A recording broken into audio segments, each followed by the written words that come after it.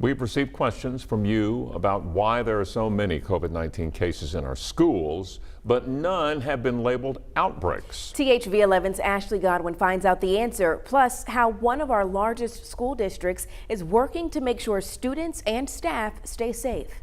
Technically, what defines an outbreak within a specific group of people is they spread it to each other.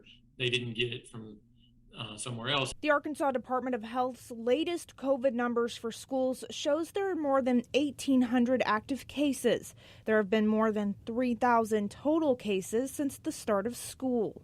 The Department of Health says these cases are not considered outbreaks because they were not traced back to spread on campus. Instead, they believe these cases came from outside the classroom. Often we'll have maybe a few cases even within a classroom, but when you investigate, oh, that person's mom was positive, or that person was with their cousin over the weekend who turned out to be positive. The Little Rock School District, one of the largest districts in the state, reported more than 500 staff and students quarantined and more than 100 positive cases since the start of school last week. None of them outbreaks. We prefer not to have any cases, but I think we're managing things pretty well. And again, that's a tribute to students, staff, and parents all doing the right thing. LRSD has had to pivot some classes to virtual because of positive cases, more of those being from younger students, ages that can't get vaccinated yet.